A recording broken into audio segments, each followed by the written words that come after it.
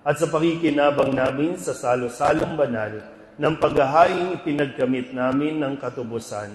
Ikagalak nawa namin ang dulot nitong kabutihan sa pamamagitan ni Jesucristo kasama ng Espiritu Santo magpasawalang hanggan. Amen. Umupo ang lahat.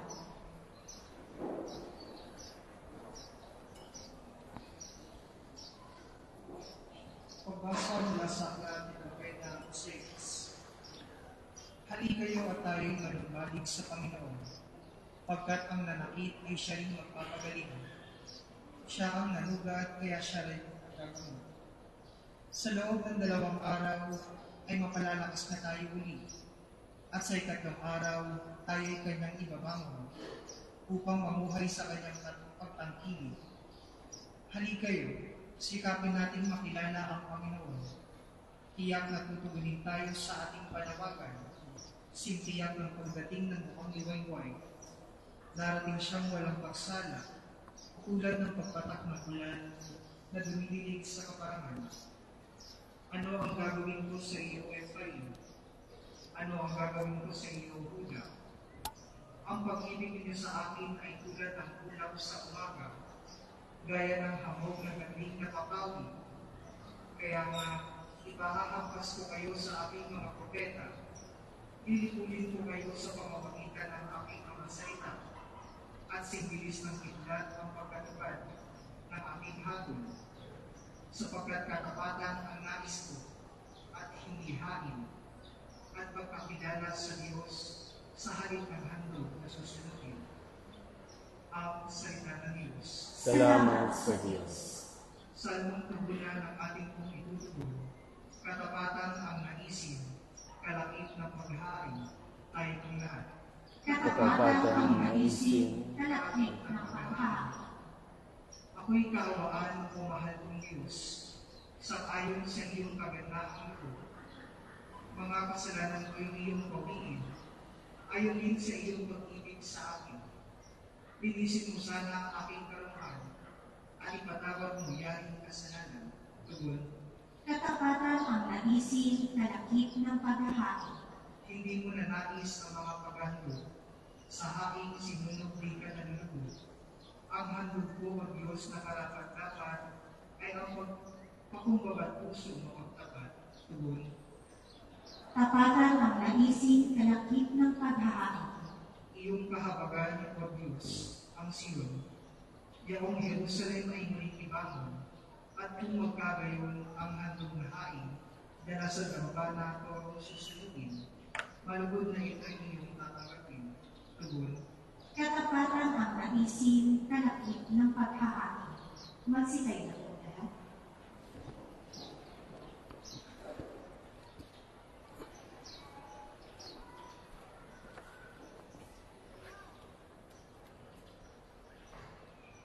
Kapag ngayoy napakinggan ang tinig ng poong mahal, huwag na ninyong hadlangan ang pagsasakatuparan ng mithinia at kalooban. Sumainyo ang Panginoon. At sumainyo. Ang mabuting balita ng Panginoon ayon kay San Lucas. Pupuri sa iyo. Noong panahong iyon, sinabi ni Jesus ang talinghagang ito sa mga taong ang tingin sa sarili, matuwid at umahamak naman sa iba. May 2 lalaking pumanhig sa templo upang manalangin. Ang isa'y Pariseo at ang isa namay publikano. Tumindig ang Pariseo at pabulong na nanalangin ng ganito: O Diyos, nagpapasalamat ako sa iyo pagkat hindi ako katulad ng iba, mga magnanakaw, mga magdaraya, mga mangangalunya, o kaya'y katulad ng publikanong ito. Makalawa akong nag-aayuno sa loob ng sanlinggo. Nagbibigay ako ng 10 ng lahat kong kinikita. Samantala, ang publikano'y nakatayo sa malayo, hindi man lamang makatingin sa langit, kundi dinadagukan ang kanyang dibdib at sinasabi, O Diyos, mahabag po kayo sa akin na isang makasalanan. Sinasabi ko sa inyo, ang lalaking ito'y umuwing kinalulugdan ng Diyos, ngunit hindi ang isa. Sapagkat ang sinumang nagpapakataas ay ibababa, at ang nagpapakababa ay itataas. Ang mabuting balita ng Panginoon. Pinupuri ka namin, Panginoong Jesucristo. Isang magandang umaga po sa inyong lahat. Welcome po sa ating lahat dito sa Divine Mercy Chapel, dito po sa National Shrine of Saint Padre Pio, kung saan lahat po tayo mula sa iba't ibang lugar, mula sa iba't ibang dako ng Pilipinas, ay nagkakatipon ngayon para sa banal na pagdiriwang ng misang ito. At ito ay isang mga gawain natin, lalong-lalo na sa panahon ng Kwaresma, na tayo po ay nagkakaroon ng mga Lenten Recollection, Lenten Retreat, o itong ginagawa nating Lenten Pilgrimage. Bumibisita tayo sa iba't ibang simbahan, lumalayo tayo mula sa sarili nating mga simbahan, dumadayo pa tayo at pumupunta sa mga simbahan para lamang po makapagnilay at nawa ganun yung maidulot nito sa atin. No? Yung paanyaya na kaya tayo naglalakbay ay para makapag-isip tayo ng mabuti, makapagdasal tayo ng mabuti. Sabihin niyo nga po sa katabi ninyo, magdasal ka ng mabuti. Kasi baka po, sana, wag maiwan sa nagiging tourist attraction lang, yung itong mga simbahan katulad nito, o kaya mauwi lang sa pa-picture lang tayo. Puro pa-picture. Sabihin nyo nga sa katabi ninyo, wag kang mukhang picture. Buti pa, sana nga, buti pa sa picture kasi nababago tayo sa picture, di ba, Yung dating mga ano bang mukha yan? Yung dating hindi kaayusan ng mukha, pagdating sa picture, ang kinis ng mukha. Kung pwede lang ganun lang kadali, pipicturean na lang kita, mababago ka na, okay na sana, kung ganun Pero hindi ganun ang proseso. Hindi ganun ang ating ginagawa. Dapat ito nagmumula sa kalooban natin, nagmumula mismo sa atin, na nawa, ang ganitong gawain ay makatulong sa atin na masuri ang ating mga sarili. Dahil ang paanyaya sa atin lagi sa panahon ng Kwaresma, tayo po ay makapagbalik loob sa Diyos. At kapag nakapagbalik loob sa Diyos, nakahingi ng tawad, pinatawad na ng Diyos, doon nagsisimula yung pagbabago sa atin. Binabago tayo ulit. Back to zero, kumbaga. Kung ano man yung mga pangit na nangyari, okay na yon. Magsimula tayo ulit. Eto na naman tayo. So nawa, sa araw na ito, mas makita natin yung ating pangangailangan sa sarili na makapagsisi. Hindi yung sa dalawang halimbawa na ibinigay dito, yung dalawang nagpunta sa templo para magdasal. Sabihin niyo nga po sa katabi ninyo, huwag kang pabida. Kasi diba yung isang lalaki po na pumanhik sa templo, isang Pariseo, puro pabida. Iniaangat niya lang yung kanyang sarili na pumunta sa harapan ng Diyos at sinabi yung mga katangian, mga magaganda na kanyang ginagawa. Sabi, hindi ako nagnanakaw, hindi ako nagdaraya, hindi ako nangangalunya, hindi ako katulad nitong. Sabihin nyo nga sa katabi ninyo, salamat, hindi ako katulad mo. Pero sigurado ka bang hindi tayo magkatulad? Kasi sa harapan ng Diyos, lahat tayo makasalanan. Lahat tayo nakakagawa ng kasalanan. Pero sa harapan din ng Diyos, lahat tayo nakakatanggap ng biyaya ng pagpapatawad kung tayo po ay humihingi ng tawad. Mahirap yung pabida. Aagawan mo pa ng trabaho si Jollibee. Wala na, masyado nang marami ang pabida sa mundong ito. sa panahon natin. Ang kailangan natin ay mas dumami ang mga taong mapagpakumbaba. Yung tayo mismo, no, katulad ng isang lalaki na halos hindi makatingin, hindi makatingala sa kanyang kahihiyan dahil nga nare-realize niya kung gaano siya naging makasalanan at hindi siya karapat-dapat. At yun yung mas kinalugdan ng Diyos.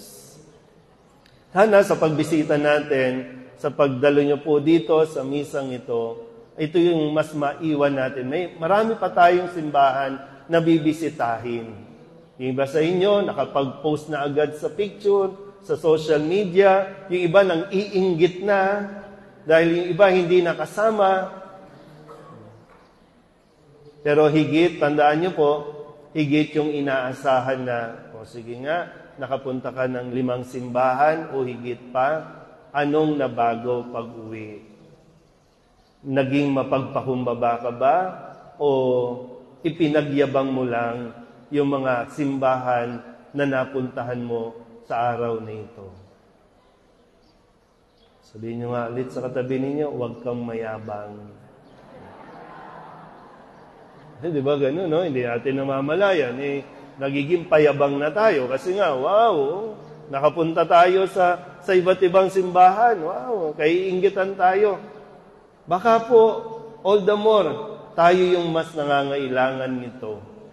Tayo yung mga busy, tayo yung maraming kaaway, tayo yung maraming kagalit, tayo yung maraming ginagawa doon, kaya kailangan talaga natin ito. Kailangan natin lumayo para maging masaya naman sila. Tawagan nyo, di ba? Tawagan nyo yung mga nasa bahay. Masaya sila na wala kayo doon. Kasi natahimik yung bahay, wala si nanay, wala si tatay. Di ba? Ang tahimik ng mundo nila ngayon. O, nandito ka ngayon. Kala mo, ha? Diba? Pwede natin tingnan sa ganitong mga aspeto. Pero siyempre, isang bagay na may pagpapasalamat natin. Isang biyaya din ito na ibinigay ng Diyos sa atin na makalakbay tayo. Hindi para magmataas, kundi para matuto tayong magpakumbaba dahil yon ang mas nais ng Diyos na makita sa atin. Isang pusong marunong magpakumbaba. Amen?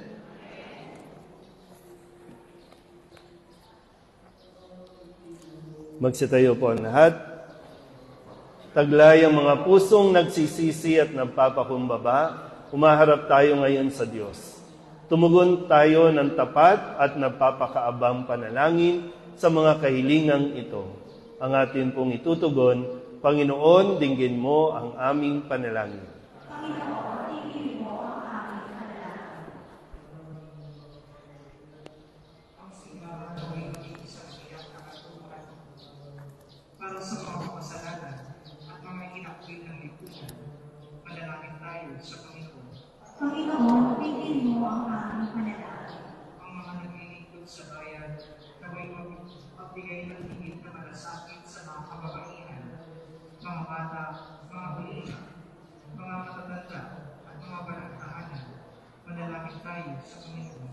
Panginoon, dinggin mo ang aming panalangin. Ang mga mananampalataya, naway magkaroon ng higit na malalim na pananalangin at pagsisisi, lalo na sa panahong ito ng Kwaresma. Manalangin tayo sa Panginoon. Panginoon, dinggin mo ang aming panalangin. Ang mga may sakit, naway maranasan ang pagpapagaling ng pangyayahan ni Kristo upang mabigyan sila ng pag-asa. Manalangin tayo sa Panginoon. Panginoon, dinggin mo ang aming panalangin. Ang mga yumao, naway magtamasa ng liwanag, kaligayahan at kapayapaan sa langit. Manalangin tayo sa Panginoon. Panginoon, dinggin mo ang aming panalangin. Idulog din natin sa Panginoon ang ating mga personal na kahilingan at mga panalangin para sa ating mga pamilya. Ganon din ang mga panalangin ng mga nanonood sa online. Lahat ng mga misang pasasalamat, special na intensyon, mga agarang paggaling ng mga may sakit, at ang lahat ng mga kaluluwa na inihiling na ipagdasal sa misang ito.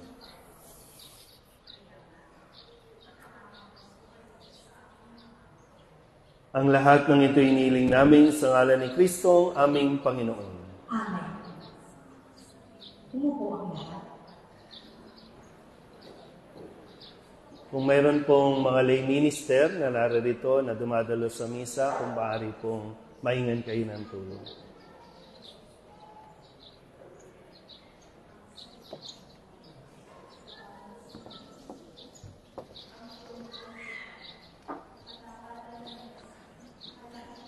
Kapuri-puri ka, Diyos amang lumikha sa sanlibutan, sa iyong kagandahang loob, narito ang aming maialay mula sa lupa at bunga ng aming paggawa, ang tinapay na ito para maging pagkain nagbibigay buhay.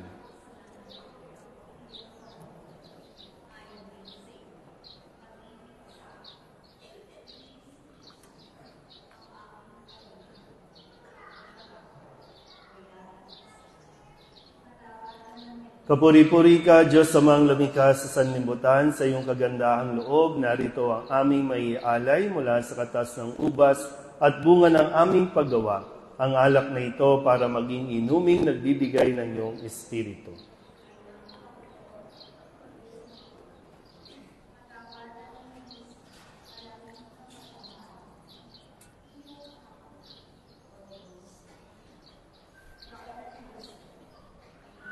Manalangin kayo mga kapatid upang paghahain natin ay kalugdan ng Diyos amang makapangyarihan.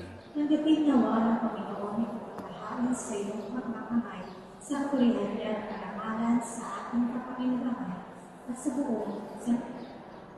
Ama naming lumikha, sa iyong kagandahang loob, dinalisay mo kami upang sa iyo'y makadulog. Sa pagdiriwang na ito ng maringan na paghahandog, maihain nawa namin ang iyong ikinalulugod sa pamamagitan ni Jesucristo kasama ng Espiritu Santo magpasawalang hanggan. Sumainyo ang Panginoon. At suriin, Itaas sa Diyos ang inyong puso at diwa. itinaas namin sa Panginoon. Pasalamatan natin ang Panginoong ating Diyos. Marapat na siya ay pasalamatan. Ama naming makapangyarihan, tunay ngang marapat na ikaw ay aming pasalamatan sa pamamagitan ni Jesucristo na aming Panginoon. Minarapat mong ang pagtitiis para sa naghihirap ay maging tagapagpahiwatig ng pasasalamat na aming inihain ngayon sa iyong hapag. Ang iyong anak ay ulirang tagabigay ng pagsasaluhan sa mga nagugutom at mga nauuhaw. Sa pagsunod namin sa giliw mong anak, ang pagkamaawain mo ay aming ginaganap upang ang pag-iimbot ay mapawing lahat sa aming pag-uugali at gawaing binabalak. Kaya kaysa ng mga anghel na sisiawit ng papuri sa iyo, na walang humpay sa kalangitan, kami nagbubunyi sa iyong kadakilaan. Santo, Santo, Santo, Panginoong Diyos, napupuno ang langit at lupa ng kadakilaan mo. O sana sa kaitaasan. Pinagpala ang pagparinito sa ngalan ng Panginoon, o sana sa kaitaasan. Lumuhod po ang lahat. Ama naming banal, ikaw ang bukal ng tanang kabanalan. Kaya't sa pamamagitan ng iyong Espiritu, gawin mong banal ang kaloob na ito upang para sa aming maging katawan at dugo ng aming Panginoong Jesucristo.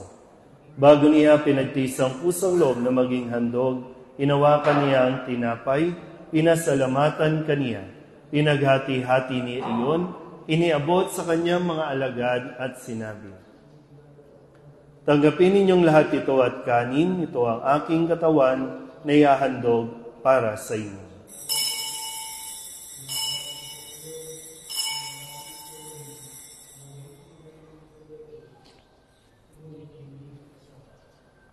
Gayun din naman, nung matapos ang hapunan, hinawakan niya ang kalis, muli kaniyang pinasalamatan.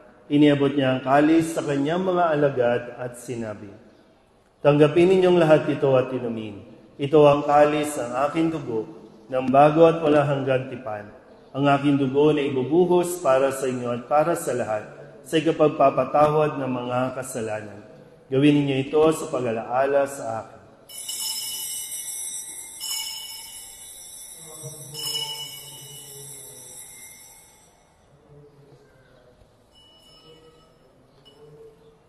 Ipagbunyi natin ang misteryo ng pananampalataya. Si Kristo'y namatay, si Kristo'y nabuhay. si Kristo'y gagaling sa wakas ng panahon. Ama, ginagawa namin ngayon ang pag-alaala sa pagkamatay at muling pagkabuhay ng iyong anak. Kaya tiniaalay namin sa iyo ang tinapay na nagbibigay buhay at ang kalis na nagkakaloob ng kaligtasan. Kami nagpapasalamat dahil kami iyong minarapat na tumayo sa harap mo para maglingkod sa iyo. Isinasamo namin kami magsasalo-salo sa katawan at dugo ni Kristo ay mabuklod sa pagkakaisa sa pamamagitan ng Espiritu Santo. Ama, lingapin mo ang iyong simbahang laganap sa buong daigdig. Puspusin mo kami sa pag-ibig kaysa ni Francisco na aming Papa at ni Garcera na aming Obispo at ng Tanang Kaparian. Alalahanin mo rin ang mga kapatid naming nahimlay na may pag-asang sila'y muling mabubuhay, gayon din ang lahat ng mga pumanaw. Kawaan mo sila at patuloyin sa iyong kaliwanagan. Kawaan mo at pagindapatin kaming lahat na makasalo sa iyong buhay na walang wakas. Kaysa ng mahal na Birhen Maria na Ina ng Diyos, ng kabiyak ng puso niyang si San Jose, kaysa ng mga apostol at ng lahat ng mga banal na namuhay dito sa daigdig ng kalugod-lugod sa iyo, may pagdiwang nawa namin ang pagpupuri sa ikararangal mo sa pamamagitan ng iyong anak na aming Panginoong Hesu Kristo. Sa pamamagitan ni Kristo, kasama niya at sa Kanya, ang lahat ng parangal at papuri ay sa iyo, Diyos amang makapangyarihan, kasama ng Espiritu Santo, magpasawalang hanggan. Amen. Buong kababaang loob tayong tumawag sa ating Panginoon ng Ama namin. Ama namin, Sumasalamat ka, sambahin ang ngalan mo, mapasahamin ang kaharian mo, sundin ang loob mo, dito sa lupa para ng sa langit. Bigyan mo kami ngayon ng aming kakanin sa araw-araw, at patawarin mo ang aming mga sala, para lang pagpapatawad namin sa mga nagpapasala sa amin. At huwag mo kami ipaintulot sa tukso, at ipatataya mo kami sa lahat ng masama. Amen. hinihiling namin kami iadya sa lahat ng masama, pagkalooban ng kapayapaan araw-araw, iligtas sa kasalanan, at ilayo sa lahat ng kapahamakan, samantalang aming pinananabikan ang dakilang araw ng pagpapahayag ng tagapagligtas naming si Jesu Kristo. Sapagkat iyo ang paarihan at kapangyarihan, ang kapulihan, magpakailanman. Amen. Panginoong Heso Kristo, sinabi mo sa iyong mga apostol, kapayapaan ang iniiwan ko sa inyo, ang aking kapayapaan ang binibigay ko sa inyo. Tunghayan mo ang aming pananampalataya at huwag ang aming mga pagkakasala. Pagkalooban mo kami ng kapayapaan at pagkakaisa ayon sa iyong kalooban, kasama ng Espiritu Santo, magpasawalang hanggan. Amen. Ang kapayapaan ng Panginoon ay laging sumainyo. At sumailin. Magbigayan po tayo ng kapayapaan sa isa't isa.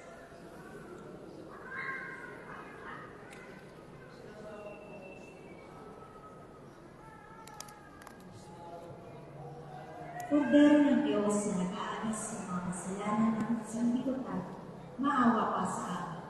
Kordero ng Diyos na nag-aalis sa mga kasalanan ng sanlibutan, maawa ka sa amin.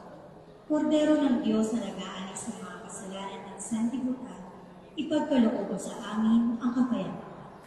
Lumuhod ang lahat. Ito ang kordero ng Diyos. Ito ang nag-aalis ng kasalanan ng sanlibutan. Mapalad ang mga inaanyayahan sa kanyang piging. Ako'y hindi ako karapat-dapat na magkaluloy sa iyo, ngunit sa isang salita mo lamang ay gagawin na ako.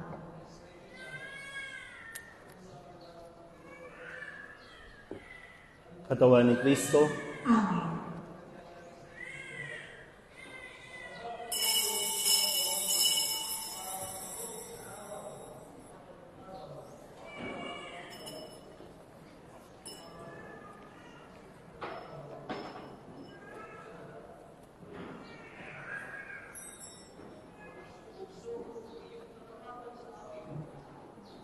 nilalagyan.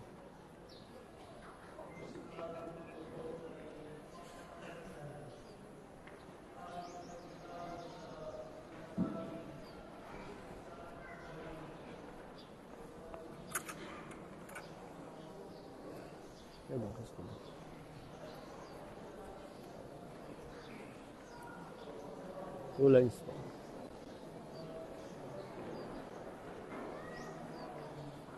Ano Kristo? Amen.